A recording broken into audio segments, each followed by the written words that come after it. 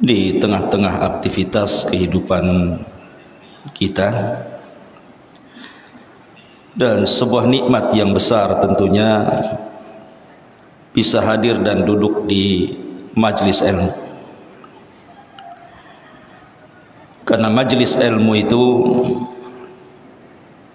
disabdakan Nabi sallallahu alaihi wasallam sebagai Riyadul Jannah, taman daripada taman-taman surga. Seandainya di kota Batam ini ada taman yang sangat indah sekali, kemudian ibu-ibu membawa anak dan keluarga duduk di situ, alangkah senangnya. Itu baru di dunia. Bagaimana kalau seandainya taman yang ibu duduk di situ adalah taman-taman surga? Tentu tidak kebayang betapa indahnya taman surga itu. Lah, orang yang duduk di majelis taklim itu sama dengan orang yang duduk di taman-taman surga. Tetapi masih banyak juga rupanya saudara-saudara kita yang tidak tertarik untuk duduk di taman surga ini. Padahal Nabi SAW bersabda dalam sebuah hadis yang sahih, "Idza marartum birriyadil jannati fartam." Kalau kalian lewat di taman-taman sorga, singgah di situ, kata Nabi. Sahabat bertanya, wa mariyadul jannah, apa sih taman sorga itu wahai Rasul? Maka Nabi SAW mengatakan, taman sorga itu adalah hilakul dzikri, orang yang berkumpul dalam rangka berzikir, mengingat Allah Subhanahu wa taala dengan mempelajari mana yang halal, mana yang haram, mana yang boleh, mana yang tidak, dan begitu seterusnya. Dan Allah Subhanahu wa taala mengatakan, ala bi dzikrillahi tatmainnul qulub. Ingatlah, dengan terus mengingat Allah itu tenang hati kita. Taib, salawat diiringi salam tahdiahkan kepada Rasul sallallahu alaihi wasallam, dan kita lanjutkan kajian kitab Tauhid, dan kita masuk pada bab ke-37, termasuk syirik, beramal kebaikan tapi tujuannya hanya untuk semata-mata dunia. Ma'asyiral muslimat yang dimuliakan Allah Subhanahu wa taala. Di sini ada dua dalil yang disebutkan oleh muallif rahimahullahu taala. Pertama, surah Hud ayat 15 sampai 16. Allah Subhanahu wa taala berfirman, "Man kana yuridul hayatad dunya wa zinataha nuwaffi ilaihim a'malahum fiha wa hum fiha la yubkhasun ulaika alladzina laysa lahum fil akhirati illa nar wa habita ma sana'u fiha wa batilum ma kanu ya'malun." Barang siapa yang menghendaki kehidupan dunia dan perhiasannya saja, niscaya kami berikan kepada mereka balasan pekerjaan mereka di dunia dengan sempurna, dan mereka di dunia tidak akan dirugikan sama sekali. Mereka itulah orang-orang yang tidak memperoleh di akhirat kecuali neraka, dan lenyaplah di akhirat itu apa yang telah mereka usahakan di dunia, serta sia-sialah apa yang telah mereka kerjakan. Perhatikan ayat ini. Allah Subhanahu wa taala menggambarkan tentang orang-orang yang menghabiskan dunianya hanya untuk dunia. Allah Subhanahu wa taala Rahim, Maha kasih sayang. Tetap saja Allah Subhanahu wa taala memberikan dari rizkinya kepada siapapun dari hamba-hambanya. Apakah hamba itu mukmin ataukah hamba itu kafir, tetap Allah Subhanahu wa taala anugerahkan rizki kepada mereka. Karena Allah Subhanahu wa taala yu'ti man yuhib wa ma la yuhib. Allah itu memberikan rizki dunia ini baik kepada orang yang dicintai Allah ataupun yang tidak dicintai Allah. Karena dunia di mata Allah Subhanahu wa taala itu tidak ada nilainya. Sebagaimana sabda Nabi sallallahu alaihi wasallam, "Lau kanatid dunya ta'dilu janaha ba'udah, ma saqa kafiran minha syurbata ma'in." Kalau seandainya dunia ini senilai dengan sayap seekor nyamuk, tentu tidak ada satu kafir pun yang akan diberikan minum walaupun setetes air. Jadi kalau seandainya dunia ini ada nilainya walaupun sebesar sayap nyamuk, anggaplah ada nilainya sebesar sayap nyamuk dunia ini. Maka kalau memang memiliki nilai walaupun kecil, tentu orang kafir tidak akan diberikan dunia sedikit pun. Satu tetes air pun tidak akan diberikan kepada mereka. Tapi karena dunia tidak ada nilainya, makanya orang-orang kafir pun ikut menikmati di situ. Bahkan di dunia sendiri hari ini orang yang paling kaya justru orang kafir, bukan orang yang beriman. Dari sini menunjukkan bahwa dunia ini bersyarikat antara mukmin dan kafir. Lalu apa yang dibanggakan? Ma'asyiral muslimat yang dimuliakan Allah Subhanahu wa taala, sebelum saya menjelaskan tentang apa maksud pengarang ketika membuat bab ini, saya ingin menjelaskan satu hal yang paling penting yang berkaitan dengan bab ini. Apa itu? Tentang hinanya sebuah dunia bila dibandingkan dengan kehidupan akhirat.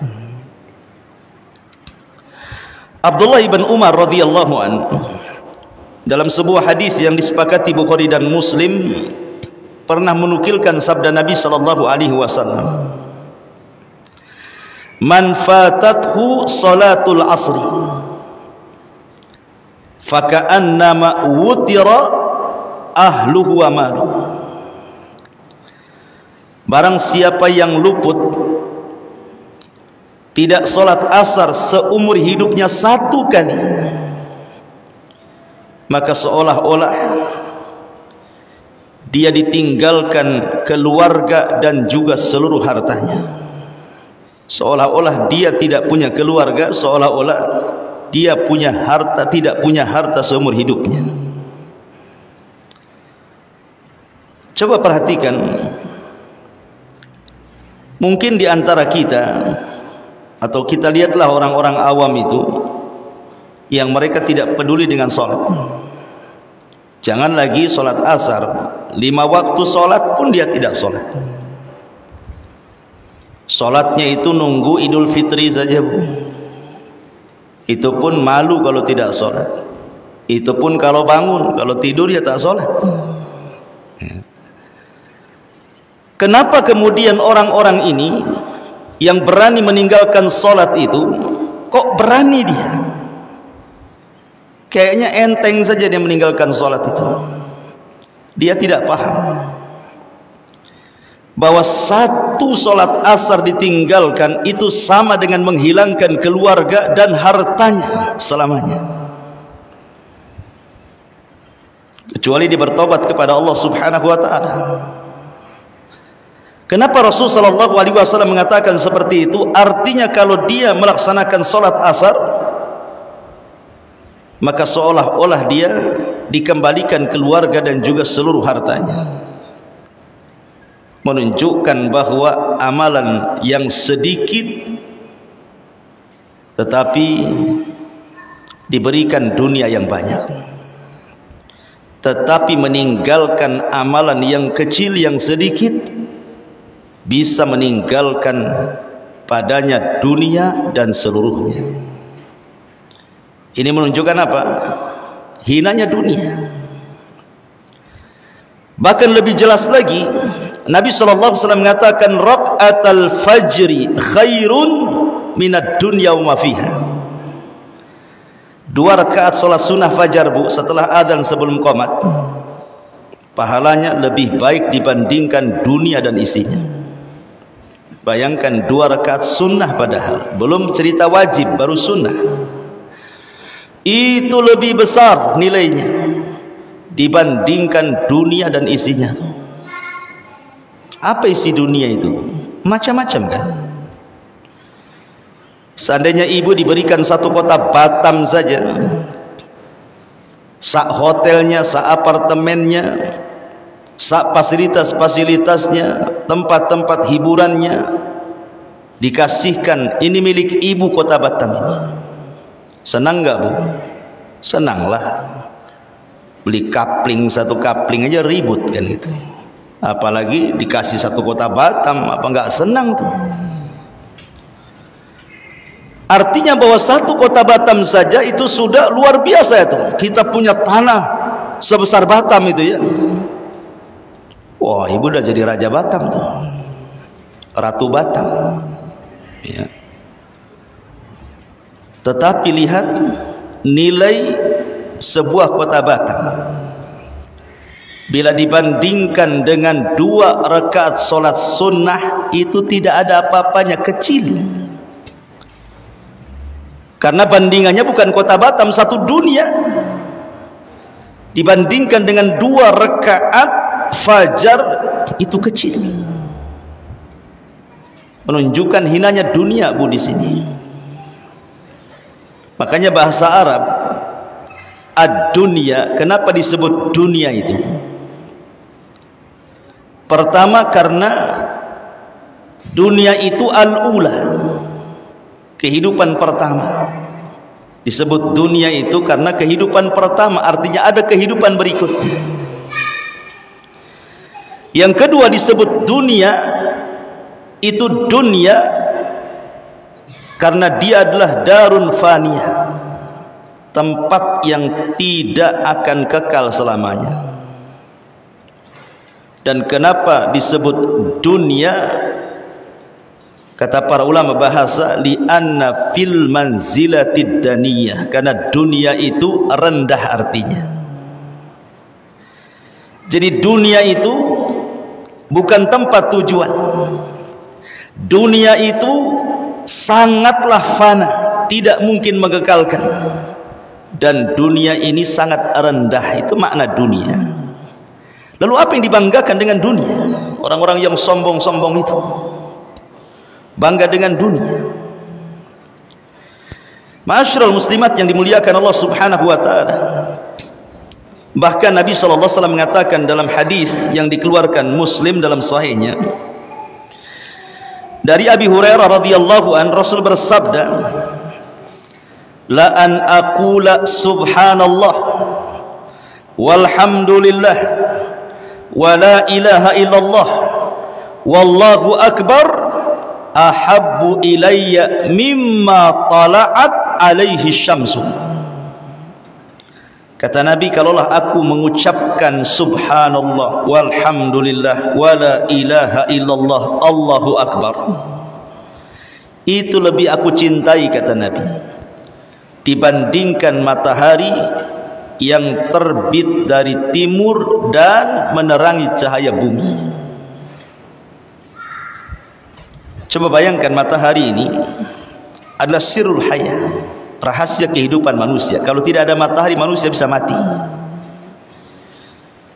Seolah-olah Rasul mengatakan orang yang mengucapkan subhanallah walhamdulillah wala ilaha illallah Allahu akbar lebih Rasul cintai daripada seluruh kehidupan dunia.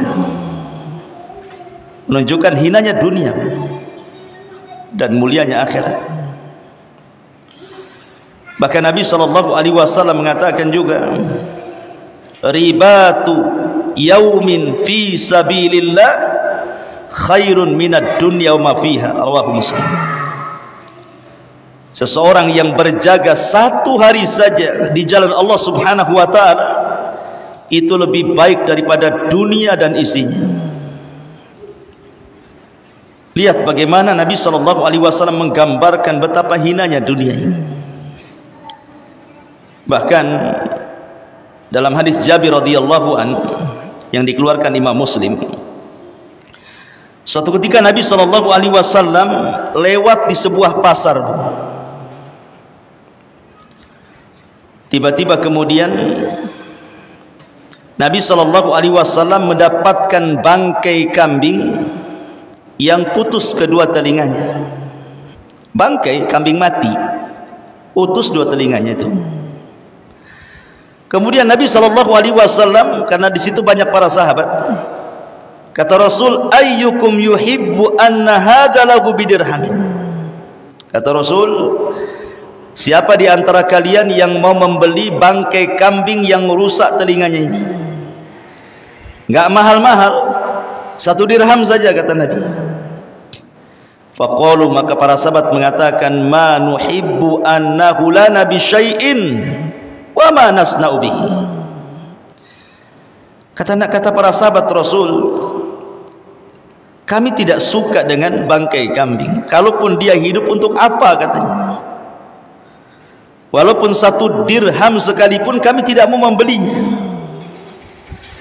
Maka Nabi SAW mengatakan, wallahi demi Allah, la dunya ahwan 'ala Allah min hadza 'alaikum. Kata Nabi SAW, demi Allah, dunia jauh lebih hina dibandingkan bangkai ini untuk kalian. Lihat betapa hinanya di pandangan Nabi SAW dunia ini. Apalagi kalau seandainya dibandingkan dengan sorga, makin gak ada apa-apanya dunia itu. Makanya Rasul mengatakan, inna maudhi'as sauti fil jannati khairun minad dunya ma fiha. Tempat semetiknya, Bu, tempat semetiknya di sorga itu masih lebih baik dibandingkan dunia dan isinya. Baru tempatnya itu, 1 cemeti saja, 1 cambuk, itu lebih baik dibandingkan dunia dan isinya.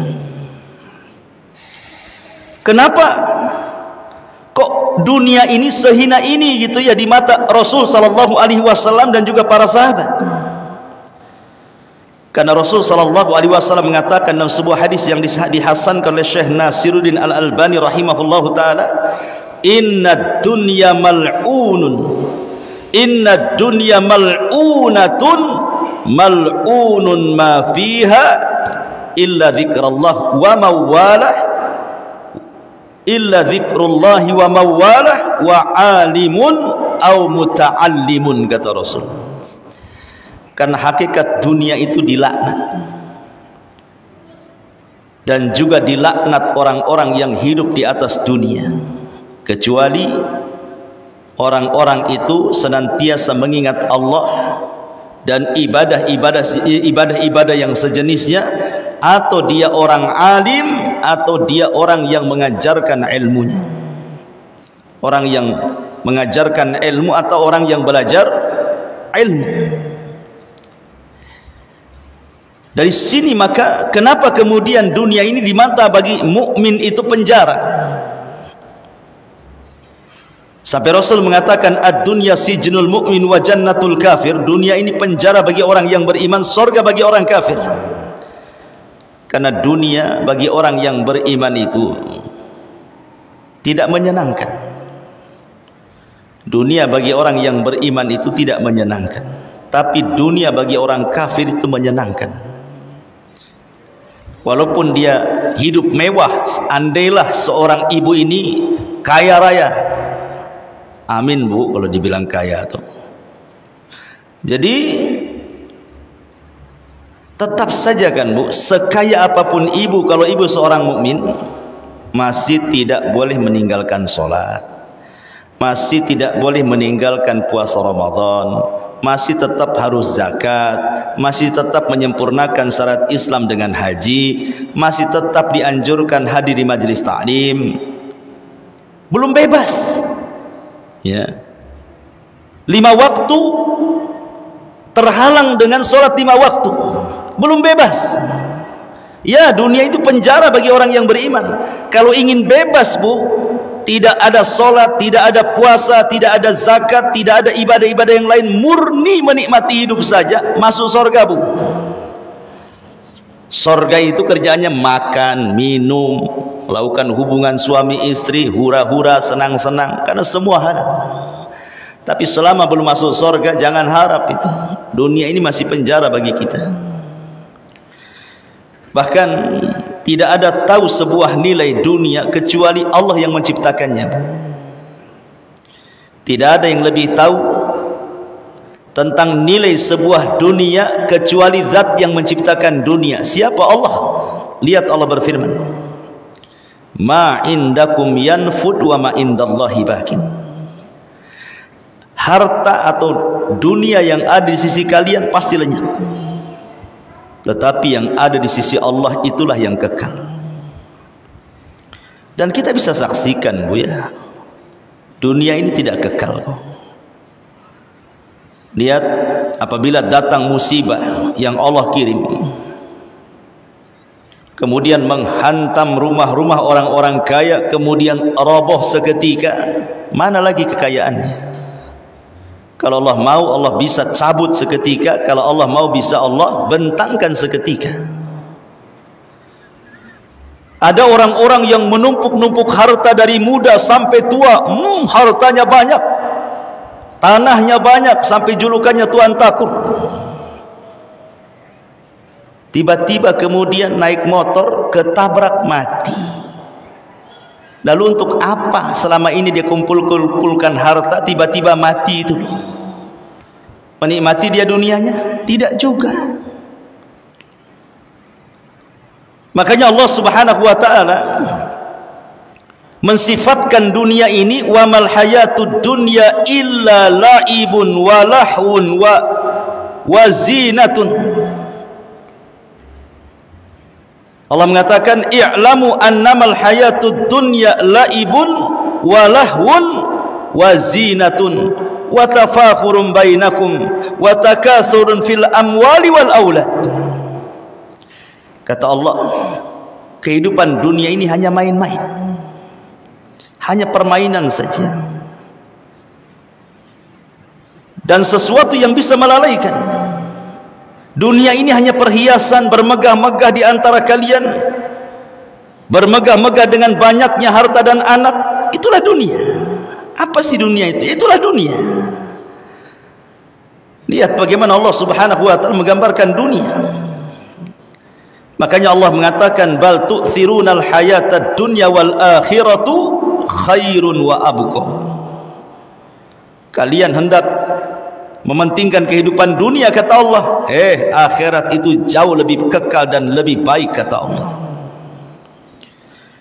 Begitulah Allah Subhanahu wa taala menggambarkan dunia. Bahkan lebih tegas lagi, perhatikan Allah katakan dalam surah Al-Kahfi 45, wadrib lahum mathalal hayatid dunya kama in anzalnahu minas sama fakhtalata bihi nabatul ardi fa asbaha hashiman tadhuruhu rih wa kana Allahu ala kulli syai'in muqtadira.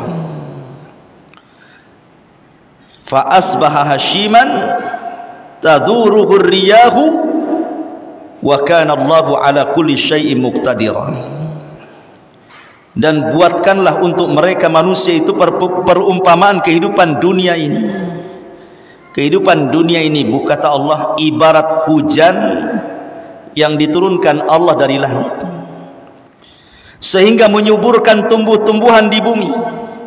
Kemudian tumbuh-tumbuhan itu menjadi kering, kemudian menguning, kemudian rapuh, diterbangkan oleh angin, dan Allah Maha Kuasa atas segala sesuatu.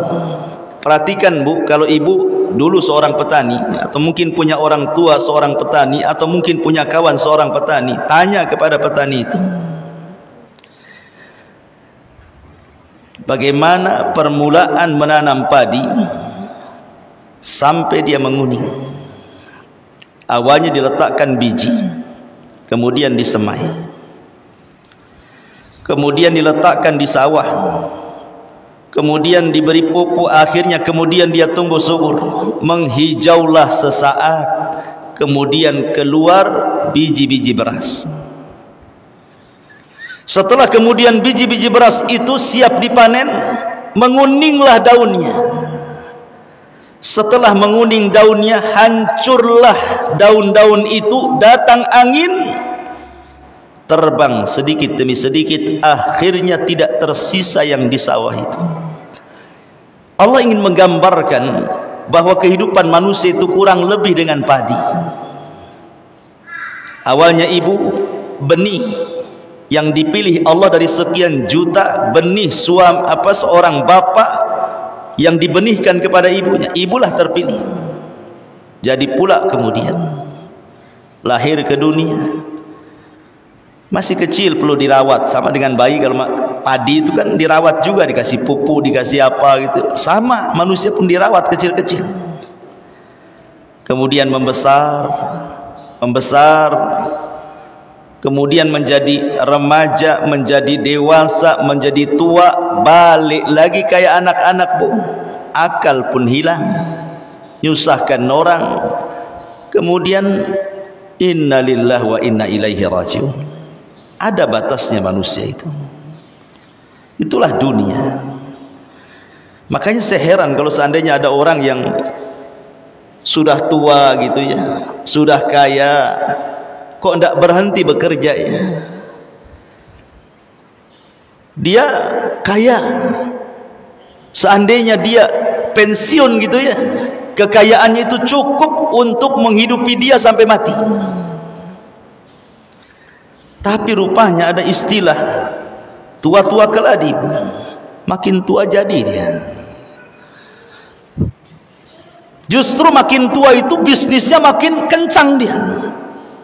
Dia enggak nyadar bahwa dia akan mati itu. Baru ketika dia merasakan sakit parah, dekat dengan ajalnya, baru dia nyesal di situ. Apa harus menunggu seperti itu? Nunggu haraman mufannida, nunggu pikun dulu gitu ya. Makanya Rasul mengatakan badiru bil amal, bersegera beramal. Karena dunia ini sifatnya melalaikan. Dunia ini sesuatu yang tidak akan puas dicari. Makanya nanti ada hadis yang kita akan baca, ta'isa abdud dinar wa ta'isa abdud dirham. Celaka hamba dinar dan dirham. Ya. Ma'asyiral muslimat yang dimuliakan Allah Azza wa Jalla. Bahkan ada satu kisah daripada Nabi Musa ketika belajar kepada Khidir. Apa kisahnya Bu? Jadi suatu ketika Nabi Musa itu naik perahu bersama Khidir, Nabi Allah Khidir. Tiba-tiba kemudian ada burung terbang, kemudian nuki dan patuknya itu mengenai air lautan. Kemudian dia meneguk air itu dalam paruhnya, kemudian terbang lagi. Kata Nabi Khidir kepada Musa, wahai Musa, tidakkah kau lihat burung itu yang dengan patuknya kemudian meneguk air dan diletakkan di paruhnya kemudian terbang? Kata Musa, iya, aku melihatnya. Maka Khidir menasihati Musa. Kata Khidir, ma naqasa ilmi wa ilmuka ya Musa min ilmillah illa mithlu ma naqasa hadal usfuru minal bahri. Musa, seandainya pengetahuan yang aku ketahui dan pengetahuan yang Allah ajarkan kepada kamu itu hanya seperti burung usfur yang meneguk air, kemudian diletakkan di paruhnya, kemudian terbang. Air yang di paruh burung itulah ilmu yang diperebutkan manusia di dunia ini, sementara ilmu Allah itu luas, seluas-luasnya ibarat lautan. Dengan ibarat begini, lihat bagaimana ilmu yang diberikan kepada manusia di dunia itu hanya setetes saja, Bu, dibandingkan ilmu Allah yang sebentang lautan itu. Tapi dengan setetes itulah jadilah orang dokter dengan kecerdasannya, jadilah dia insinyur dengan kecerdasannya, jadilah dia profesor, jadilah dia penemu, jadilah dia orang cerdas, jadi ulama, jadi peneliti. Lihat, menunjukkan apa? Sedikit yang Allah berikan kepada kita itu, dan luas yang Allah miliki. Makanya Nabi SAW bersabda dalam sebuah hadis yang dikeluarkan Imam Muslim, "Mad dunya fil akhirati illa mithlu ma yaj'alu ahadukum usbu'ahu fil yammi falyanzur bima yarji."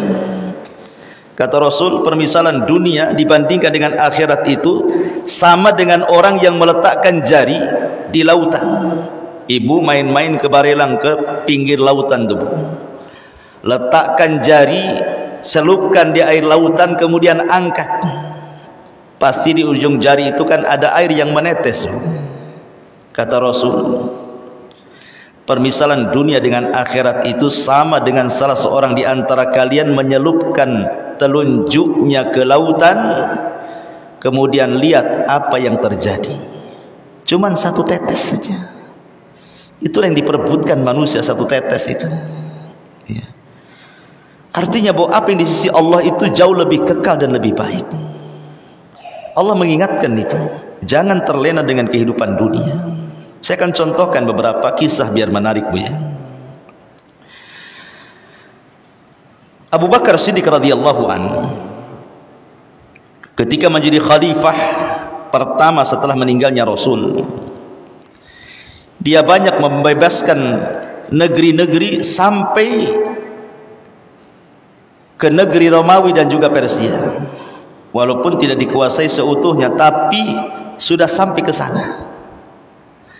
Artinya banyak ghanimah, harta rampasan perang, kemudian harta melimpah, luar biasa. Tetapi ketika Abu Bakar meninggal dunia, apa kata Aisyah radhiyallahu anha? Mata Abu Bakrin fama taraka dinaran wala dirhaman wa kana qad akhadha qabla dhalika malahu fa alqahu fi baitil mal. Subhanallah, kata Aisyah, ketika Abu Bakar meninggal dunia, Abu Bakar tidak meninggalkan satu dinar ataupun dirham pun dalam kantongnya, karena sebelum dia meninggal kekayaannya semua sudah dititipkan di Baitul Mal. Begitulah Abu Bakar meninggal tidak membawa satu dinar dan dirham sekalipun, karena tahu bahwa dunia ini tidak ada nilainya di mata Abu Bakar, dan karena tahu bahwa soalan yang kelak akan diberikan oleh Allah kepada para pemilik harta itu bukan satu soalan, tapi dua soalan. Min aina iktasabahu wa fima anfaqahu, kemana kau dapat, kemana pula kau belanjakan. Bahkan ada seorang gubernur, Bu, di zaman para sahabat, di zaman Umar bin Khattab, namanya Sa'id ibnu Amir. Catat, Bu, Sa'id ibn Amir. Sa'id ibn Amir ini seorang yang sangat zuhud. Ketika Umar menjadi khalifah, Sa'id ibn Amir ini datang kepada Umar dan menasihati. Di antara nasihatnya, ya Umar, aku berpesan kepadamu, jangan takut kecuali kepada Allah. Jangan takut kecuali kepada Allah. Dan jangan takut manusia untuk mencari kepentingan kepada Allah. Kemudian banyak nasihat-nasihatnya. Umar sempat berat dengan nasihat itu dan mengatakan, ya Sa'id, wa man yastati dzalik, mana bisa aku lakukan nasihatmu itu. Tapi Sa'id ibn Amir meyakinkan bahwa Umar bisa. Melihat keikhlasan daripada Sa'id ibn Amir ini, akhirnya Umar pun memaksa dia untuk menjadi qadhi, gubernur di Himsa, di Syam. Tapi dia tolak, enggak mau. Akhirnya Umar marah dan mengatakan, waihakum wada'tum hadal amri fi unuki, celaka engkau. Engkau yang meletakkan aku menjadi pemimpin, tapi engkau pula tak mau diperintah, katanya. Akhirnya kemudian Umar pun mengatakan, kau harus jadi gubernur Himsa. Terpaksalah akhirnya kemudian Sa'id ibn Amir ini jadi gubernur di Himsa. Setelah waktu berlalu, dia jadi gubernur di Himsa, dicintai rakyatnya karena keadilannya. Himsa ini suatu ketika terkena pacaklik hebat, sehingga banyak terjadi kelaparan di mana-mana. Akhirnya untuk memulihkan ekonomi Himsa, diutuslah orang pilihan, orang-orang yang terpercaya untuk menghadap kepada Umar di kota Madinah dan menceritakan kepada Umar tentang kondisi Himsa. Siapa tahu Umar bisa memulihkan ekonomi yang ada di Himsa. Maka Umar mengatakan kepada utusan Sa'id ibn Amir ini, coba bentangkan catatan-catatan orang-orang miskin yang ada di Himsa itu. Maka dikasihkanlah catatan orang-orang yang ada di Himsa, orang-orang fakir yang akan dibantu oleh Umar itu. Dibaca satu, si anu, si anu, si anu. Tiba-tiba Umar terperanjat. Rupanya di antara orang-orang miskin yang ada pada catatan utusan dari Himsa ini terdapat nama Sa'id ibnu Amir. Subhanallah, gubernur bu, masuk deretan orang-orang miskin. Akhirnya Umar pun mengatakan, ini siapa ini Sa'id bin Amir ini? Maka utusan itu mengatakan, dia gubernur kami wahai Amirul Mukminin. Fabaka. Maka Umar pun menangis. Kok ada gubernur masuk di catatan orang miskin? Pertanyaannya sederhana, ada enggak gubernur di Indonesia yang masuk pada kategori orang miskin menurut daerah sekitar? Tidak ada ceritanya bu. Gubernur di negeri kita ini semuanya kaya, nggak ada orang miskin. Bahkan syarat jadi gubernur harus kaya malah ya. Kalau nggak kaya nggak jadi dia gubernur. Makanya Umar kemudian dia kasihan dengan Sa'id ibn Amir. Akhirnya dia pun menitipkan harta yang banyak dan dikatakan kepada utusan itu, berikan harta ini kepada gubernurmu Sa'id ibn Amir. Pulanglah utusan ini, kemudian meletakkan harta di hadapan Sa'id ini. Tiba-tiba Sa'id ini menangis melihat harta sebanyak itu dari Amirul Mukminin dan mengatakan, inna lillah wa inna ilaihi raji'un. Inna lillah wa inna ilaihi raji'un. Istrinya kaget mendengar Sa'id ibn Amir tiba-tiba berteriak, inna lillah wa inna ilaihi raji'un. Kata istrinya, amata Amirul Mukminin? Apakah Amirul Mukminin meninggal sehingga engkau mengatakan inna lillah wa inna ilaihi raji'un? Katanya. Kata Sa'id, bahkan perkaranya jauh lebih dahsyat dibandingkan meninggalnya Amirul Mukminin, katanya. Bingunglah istrinya. Apa maksudnya? Kemudian ditunjukkan harta yang banyak yang baru sampai yang diberikan oleh Amirul Mukminin. Ini harta ini yang lebih dahsyat dibandingkan kematian Amirul Mukminin, katanya. Saya kira, Bu, kalau ibu jadi istrinya Said ibn Amir, kira-kira ibu mau ngomong apa tuh? Pasti ibu mengatakan alhamdulillah, sujud syukur. Wah, kebetulan nih kulkas belum kebeli, cicilan belum lunas, gitu ya. Rumah pula belum direnov. Itu ibu tuh kalau di posisi istrinya Said ibn Amir. Tetapi istrinya Said ibn Amir mengatakan kepada suaminya, kalau begitu takhallas minha, kalau engkau tidak mau dari harta hadiah dari Amirul Mukminin Umar bin Khattab, kalau begitu lepaskan dirimu dari harta itu. Lihat saran istrinya. Maka kemudian Said pun meletakkan harta itu, kemudian membagi-bagikan kepada fuqara wal masakin sampai tidak tersisa sedikit pun. Lihat, begitulah takutnya akan dunia para sahabat. Ini yang laki-laki, Bu, ya. Saya cerita yang perempuan lah. Ibu kenal Ummu Sulaim, Bu, radhiyallahu an. Kenal, Bu, ya? Kenalan di mana, Bu? Ummu Sulaim ini radhiyallahu anha ketika menjanda karena Nadhr ibn Malik ibn Nadhr, suaminya kafir, kemudian meninggalkan Ummu Sulaim, kemudian mati di perjalanan menuju Syam. Adalah seorang duda kaya raya. Duda ini kaya raya, ganteng pula dia, dihormati pula kaumnya, dan memiliki keperkasaan yang luar biasa. Siapa? Abu Talha radhiyallahu anhu.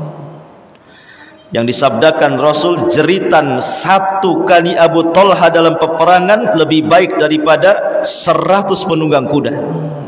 Keberaniannya Abu Talha. Sudah pemberani, kemudian ganteng, kemudian kaya, dihormati. Kira-kira kalau melamar ibu, Bu, ditolak nggak orang kayak gini, Bu? Enggak lah, yang jelek saja diterima, yang penting kaya. Makin ganteng pula dia, makin iya kan, begitu jawabannya. Tapi Ummu Sulaim ini menolak mentah-mentah tuh. Ditolak lamarannya. Padahal wanita-wanita di zaman itu kepengen dilamar oleh Abu Talha. Ditolak. Padahal Ummu Sulaim ini hidupnya susah setelah meninggalnya suaminya tuh. Apa yang menjadikan Ummu Sulaim menolak lamaran Abu Talha tuh, yang ganteng, yang kaya, yang terhormat itu? Rupanya cuma satu alasannya, Bu. Karena Abu Talha kafir, itu saja. Coba dia muslim, mau dia? Ya. Itu yang menyebabkan Ummu Sulaim tak mau menerima lamaran siapa? Lamarannya Abu Talha. Makanya dia mengatakan kepada Abu Talha, tidak layak wanita-wanita menolak lamaranmu, hai Abu Talha. Akan tetapi aku tolak karena engkau seorang kafir penyembah berhala. Akhirnya Abu Talha pun belakangan masuk Islam demi mendapatkan Ummu Sulaim. Akhirnya menikah Ummu Sulaim dengan Abu Talha. Begitulah Ummu Sulaim mengajarkan bahwa dunia itu tidak ada harganya dibandingkan akhirat, Bu. Itu maksudnya. Dunia itu tidak ada harganya dibandingkan akhirat. Sekaya apapun engkau, wahai Abu Talha, seganteng apapun engkau, wahai Abu Talha, sehebat apapun engkau, Abu Talha, semulia apapun di tengah-tengah kaum, wahai Abu Talha, kalau engkau kafir, sorry, maaf, pergi kau dari sini. Ini menunjukkan sikap bahwa akhirat jauh lebih kekal dibandingkan dunia. Tapi sayang, wanita-wanita di zaman sekarang kebalikan daripada Ummu Sulaim. Kebalikan dari Ummu Sulaim, Bu, ya. Agama itu tidak pernah dilihat dia. Yang penting kaya, yang penting ganteng. Pindah agama pun siap gerak. Modelnya gitu. Zaman sekarang, Bu, ya. Ya, naudzubillah. Makanya dulu saya ceritakan, Bu, saya punya tetangga. Tetangga ini wanita muslimah, Bu. Kemudian menikah dengan laki-laki kaya, tapi Nasrani. Dia enggak peduli dengan agama, nikahlah dia dengan suaminya yang beragama Nasrani itu. Kemudian punya anak, dipaksa murtad dia. Gara-gara suaminya tuh. Lamalah berumah tangga. Tiba-tiba suaminya selingkuh, Bu. Selingkuhnya pula sama wanita muslimah. Kemudian mau nikah dengan dia, tapi wanita muslimah ini mengatakan, saya tidak mau menikah dengan kamu sampai kau jadi mu'alaf, katanya. Akhirnya nikah dia dengan wanita muslimah ini, kemudian menjadi mu'alaf. Dengar nikah, minta cerai istri pertamanya. Ketika cerai dengan suaminya, istri pertamanya yang dulunya seorang muslimah masuk Nasrani gara-gara suaminya, makin gila Nasraninya. Dia nggak mau kembali ke Islam. Yang suaminya pula setelah menikah dengan wanita muslimah jadi baik pula dia mu'alafnya. Ya Allah, memang dunia ini aneh-aneh ceritanya. Ya. Lihat bagaimana dia bisa mengorbankan agama hanya dunia yang hina ini, Bu. Karena dia tidak paham bahwa dunia ini sangat hina di mata Allah, di mata Rasulnya, dan di mata salafuna saleh. Satu lagi cerita, ya. Jadi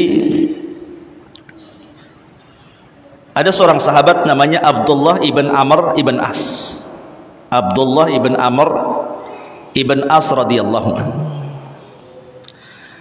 Nabi SAW suatu ketika mengatakan kepada Amr ibn As ini untuk segera datang kepadanya, membawa senjatanya, membawa baju besinya, menghadap Rasul. Maka kemudian menghadaplah Amr bin As ini kepada Nabi SAW.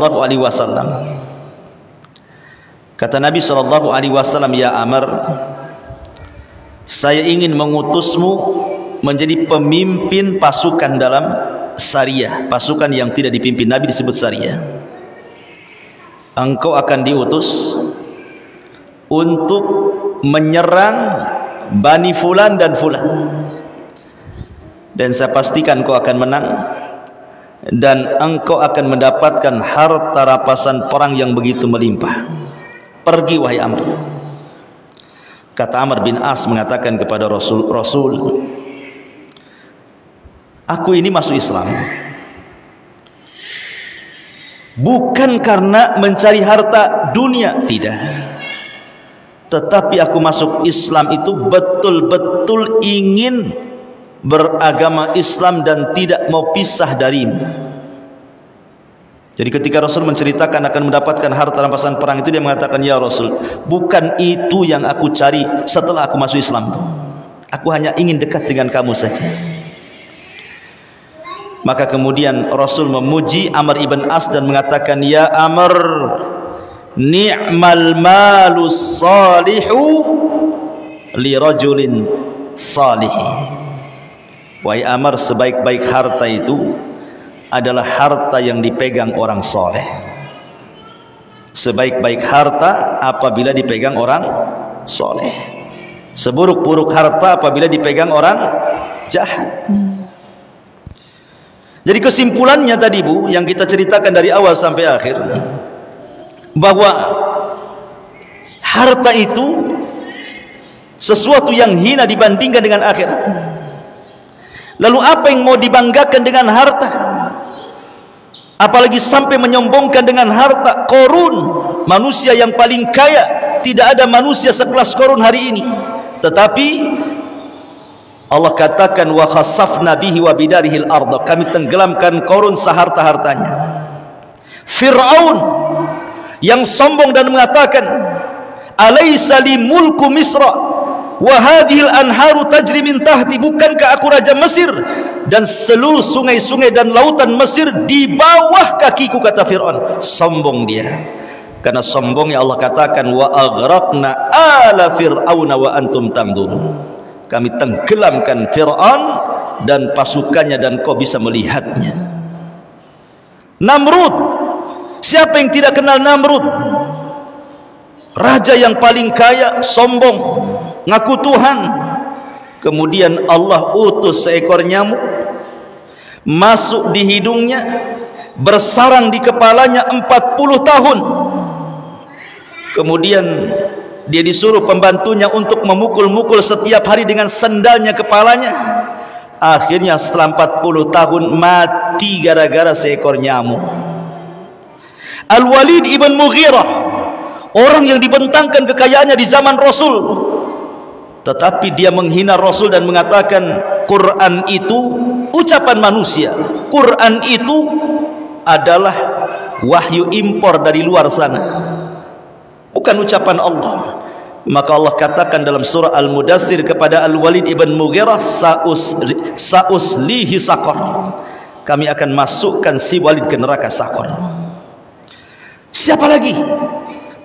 Abu Lahab, Abu Jahal, orang-orang yang menyombongkan diri dengan hartanya berakhir dengan sangat tragis. Ma'asyiral muslimat yang dimuliakan Allah Azza wa Jalla. Lah di sini mu'alif rahimahullahu taala ingin menjelaskan kepada kita bahwa ada di antara orang-orang itu yang beramal bukan untuk Allah tapi untuk dunia.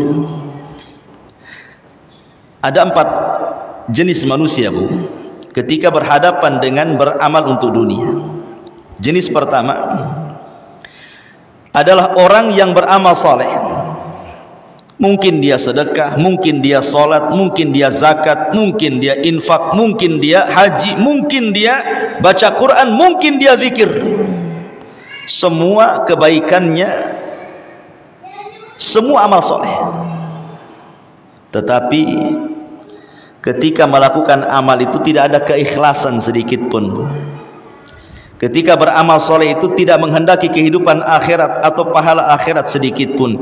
Dia hanya ingin dengan amal-amal soleh itu tujuannya dunia saja, supaya terjaga hartanya, supaya terjaga bisnisnya, supaya terjaga keluarganya, supaya dunia-dunianya tidak hilang. Maka orang yang seperti ini adalah orang yang difirmankan di dalam surat yang kita baca, Hud 15:16, ulaika laisa lahum ulaika alladzina laisa lahum fil akhirati illan nar. Orang seperti ini tidak lain dan bukan kecuali di akhirat dimasukkan ke neraka, karena tujuannya nggak ada ikhlas-ikhlasnya, murni tujuannya dunia saja. Seperti dia menjadi muazin, dia tidak ingin mengambil pahala azannya, dia tidak ingin ikhlas dengan azannya, murni dia bekerja dengan azannya, ingin dapat gaji. Dia jadi imam juga sama, dia baca Quran sampai melambung-lambung, melantun-lantun suaranya demi tujuan supaya dia tenar, syuhra dan begitu seterusnya. Nggak ada akhirat-akhiratnya sedikit pun. Maka kelompok yang pertama ini nggak akan dapat di akhirat kecuali neraka. Kelompok yang kedua ini lebih parah dibandingkan yang pertama. Apa itu? Dia sholat, dia haji, dia sedekah, dia baca Quran, dia jihad, dia melakukan amal ibadah murni karena riya. Kalau yang pertama itu kan murni karena cari dunia, Bu. Kalau yang kedua murni karena riya. Apa bedanya? Kalau riya itu dia melakukan sesuatu tidak dapat dunia, cuman dapat omongan orang saja. Oh, si fulan bagus, si fulan soleh, si fulan solehah, oh itu ahli sholat, si ibu itu ahli sholat, si ibu itu ahli puasa. Ya dapat omongan orang aja, itu riya namanya bu. Riya itu hanya ingin dapat omongan orang. Tapi kalau beramal karena dunia, dia masih mending mendapatkan dunia, walaupun tidak dapat akhirat kan dia dapat dunia dia. Jadi muazin murni karena ingin gajinya saja. Jadi imam murni karena ingin gajinya saja. Jadi dai murni karena ingin gajinya saja. Jadi nggak ada semata-mata untuk akhirat itu. Tapi kalau ria sudah nggak dapat dunia, akhirat pun tak dapat. Nah itulah ria namanya. Karena kan hanya omongan orang aja. Oh, hanya pujian-pujian saja. Makanya ini lebih dahsyat dibandingkan yang pertama. Kemudian yang ketiga, kelompok yang ketiga, orang yang beramal saleh. Orang yang beramal saleh, dia mencampur adukan niat. Niatnya karena Allah, tetapi juga karena dunia. Kenapa ibu haji? Ya sekalian. Nah di harga emas di Arab itu murah Ustaz. Karatnya tinggi-tinggi itu. Kalau dijual di Indonesia kan untung, balik saya modal haji katanya. Nah itu ya. Jadi dia berserikat tuh niatnya tuh. Niat haji plus ingin jadi peniaga. Lihat kata ulama, kalau niat awalnya lillah karena Allah bu, memang hajinya karena Allah ingin menyempurnakan rukun Islam, itu awal niatnya. Kemudian berniaganya ini ikut saja. Ya kalau sampai di sana ditakdirkan ada emas murah saya beli, kalau tak ada ya sudah nggak apa-apa, niat saya kan haji. Gitu ya. Berarti di sini dunia mengikuti akhirat. Kata ulama nggak apa-apa. Yang seperti ini nggak apa-apa, tapi mengurangi pahala. Ya. Yang seperti ini tidak ada masalah, mengurangi pahala. Lain kalau seandainya dia haji lillahi ta'ala karena Allah. Allah takdirkan di Mekah ada pula orang yang nawari emas, mau nggak emas murah? Itu kan di luar dugaan karena nggak ada niat untuk beli emas bu ya. Nah ini murni karena Allah. Berarti kalau seandainya dapat ada orang yang nawari emas, yaitu sebagai busrol ajil namanya ya, dalam hadis Rasul sebagai busrol ajil. Busrol ajil itu artinya kabar gembira yang disegerakan di dunia. Atau contoh yang mudah lah, ibu haji murni karena ingin dipanggil Bu Hajah bu ya, ingin dipanggil Bu Hajah saja bu. Niatnya ibu tuh karena Allah ingin haji, murni karena Allah ingin haji. Ya nanti kalau pulang dipanggil Bu Hajah ya nggak apa-apa, nggak dipanggil Bu Hajah juga ya nggak ada masalah. Ya. Berarti panggilan Bu Hajahnya itu kan ngikut kepada akhirat, nggak masalah. Tapi ini kan kalau sudah ada kata-kata seperti itu mengurangi pahala namanya bu. Lain dengan kelompok yang kedua, ibu ini murni haji, nggak mau dipanggil Bu Hajah. Karena sholat aja tidak mau dipanggil bu sholat kan, sama-sama rukun Islam tuh. Ya, tiba-tiba pulang dari haji, ibu sudah nutup-nutupi hajinya, sudah pakai cadar, nggak tahu siapa ibu kan. Betul-betul ikhlas. Orang kalau bisa jangan tahulah ibu itu haji. Tiba-tiba pulang, kok tetangga pada tahu Bu Hajah, Bu Hajah. Berarti itu kan di luar dugaan bu. Itu namanya busrol ajil. Busrol ajil itu artinya kabar gembira yang segerakan di dunia. Ini tidak ada masalah ya. Jadi itulah 4 kelompok yang terjadi dengan orang yang beramal soleh karena tujuan dunia. Tapi kalau seandainya dari awal sudah tujuannya dunia, tiba-tiba di tengah jalan tujuannya akhirat, tidak diterima ibadahnya bu. Hajinya memang karena ingin dipanggil Bu Hajah, sampai di sana diceramai ustadz, jangan ikhlas, akhirnya ikhlas ibu ya. Maka innamal a'malu binniyat, maka yang dilihat niat awalnya. Maka lihat bagaimana perkara niat ini bahaya, jangan sampai dilakukan. Kemudian dalil yang kedua secara singkat adalah, aduh inilah kalau ngaji pakai handphone Ya, lobet. Handphonenya, ilmunya di handphone, sekali lobet hilang kan itu. Nah, itulah enaknya kalau ngaji pakai kitab, nggak ada lobet-lobetnya. Mungkin ini syarat supaya ngajinya suruh selesai mungkin. Tapi nggak apa-apa, hadisnya saya ingat. Nabi SAW mengatakan, ta'isa abdud dinar wa ta'isa abdud dirham wa ta'isa abdu khamisati wal khamilah. Celaka hamba dinar, celaka hamba dirham, celaka hamba busana dan pakaian. Apa yang dimaksud hamba dinar, hamba dirham, hamba busana, hamba pakaian, dan hamba-hamba yang lain itu? Terkadang Bu, ada orang tujuannya baik ketika mencari dunia. Coba aku kaya, ini masjid di Daul Ilmi ini sudah ku tingkat. Itu tujuannya ya Bu ya. Akhirnya kemudian mulailah bekerja 10 tahun kaya raya. Lupa tuh dengan masjid Daul Ilmi itu.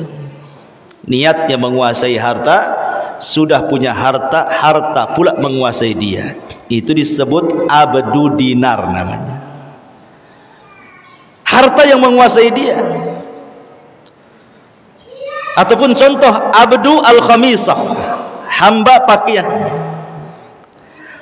Kalau ibu kemudian sehari-hari dari pagi sampai malam, dari malam sampai pagi, dari pagi sampai malam lagi, dan begitu seterusnya, yang diingat pakaian yang dilihat di Tokopedia. Ibu buka handphone, nampak ada model baru tuh pakaian tuh Bu. Mantap nih, cadarnya aja banana, terbaru, ada rendanya, cakep, artis pun pakai umpamanya. Jadi kepikiran Bu ingin punya, tapi tangan tak sampai, tak ada duit. Jadi setiap hari berpikir, kapan aku ingin punya jubah itu, kapan aku ingin punya busana muslim itu. Sampai ke bawah mimpi Bu, sampai ke bawah mimpi. Dalam mimpinya betul-betul ibu dapat uang, beli pula baju itu. Pas bangun tidur Bu, rupanya tak ada pula, namanya mimpi. Besoknya kepikiran, akhirnya kemudian dihasutlah suami. Bang, tengok bang, cakep nggak nih bang? Kata suaminya, baguslah. Kayaknya harus belilah kita bang. Nah, itu mulai ya Bu ya. Ini kalau orang pikirannya ke satu titik, itu yang dipikirkan, berarti ibu itu hamba busana Bu. Ada orang yang hamba handphone, ada juga hamba handphone Bu. Handphone udah jelek nih, ada terbaru, beli lagi. Belum rusak tuh handphonenya, ada yang terbaru, jual, beli lagi. Terus seperti itu hamba handphone namanya. Ya. Ada hamba motor gitu. Ada juga hamba motor itu. Beli motor, baru setahun jual lagi, beli lagi. Terus saja model terbaru, model terbaru. Nah, itu hamba motor tuh. Ya. Ada juga hamba tas. Ibu kena goyah, nampak pula toko tas itu ya, cantik-cantik tuh tasnya. Kapan aku punya, kapan aku punya. Terus lagunya sampai seminggu, kapan aku punya Bu judulnya. Itu hamba tas ya. Jadi hamba-hamba dunia itu, hamba dinar, hamba uang, hamba tas, hamba pakaian, hamba perempuan, hamba kendaraan, hamba-hamba, semuanya hamba. Di sini menunjukkan bahwa dunia itu terkadang menundukkan pelakunya, sehingga dibuatnya orang yang mencari itu menjadi hambanya. Dan kalau sudah sampai tingkat itu, ta'isa kata Rasul. Apa ta'isa itu? Celaka. Kalimat ta'isa ini kata ulama boleh jadi dalam bentuk doa, boleh jadi dalam bentuk khobar. Kalau dalam bentuk khobar artinya Rasul mendoakan mudah-mudahan celaka tuh hamba-hamba yang seperti itu. Ataupun khobar, bahwa orang yang menghambakan diri pada dinar, dirham, pakaian, tas, sepatu, sandal, dipastikan celaka. Walaupun dia mendapatkan duitnya, mendapatkan tasnya, mendapatkan bajunya, mendapatkan sandalnya, mendapatkan dunianya, tetap celaka. Itu kalau di makna khobar. Kok tetap celaka Ustaz? Ya, tetap celaka. Ibu kepengen baju nih, tetap celaka kalau jadi hamba baju. Kenapa? Karena kalaupun sudah didapat baju itu, Bu, nanti ibu kepengen baju yang lain. Habis dibeli baju yang lain, kepengen baju yang lain lagi. Sampai kapan menghambakan diri kepada baju itu? Makanya dianggap celaka, karena ada dua yang tidak akan puas dicari manusia, dunia dan ilmu. Gak akan puas selamanya akan menghambakan, kecuali orang-orang yang beriman, beramal saleh, saling menasihati dengan kebenaran dan juga saling menasihati kesabaran. Wallahu a'lam bishawab. Ini yang bisa saya sampaikan. Baik, sebelum kita tutup, silahkan kalau ini bertanya.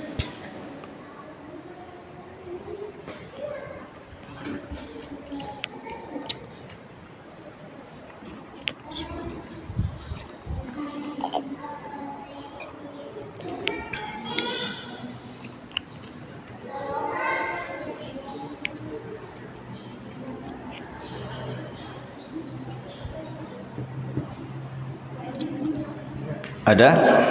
Oke.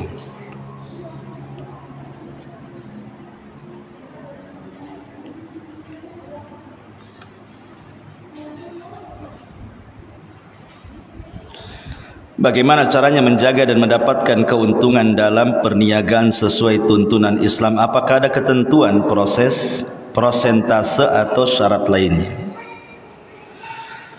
Pertama, berniagalah karena Allah. Berniaga karena Allah supaya berkah. Niat dulu yang pertama. Yang kedua, berdoa agar perniagaannya diberkahi. Dengan cara jadilah orang jujur dalam berniaga. Jangan dusta, jangan mendolimi orang, jangan mengambil hak orang, jangan goror, jangan zalim, dan begitu seterusnya. Kemudian di sini ketentuan prosentase, maksudnya prosentase ini pembagiannya atau gimana?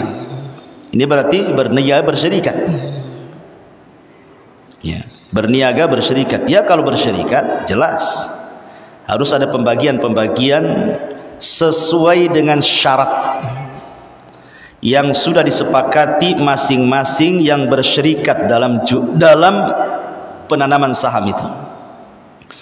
Apakah dia sebagai jual beli syirkah ataukah dia dalam jual beli mudharabah? Syirkah itu sama-sama pakai modal. Kamu modal 50, aku modal 50. Mudharabah, kamu yang punya modal, aku yang memainkan modalmu. Itu mudharabah namanya. Ya, nanti kesepakatannya berapa? 40-50, 60-40, 50-50, 70-30, terserah. Ya.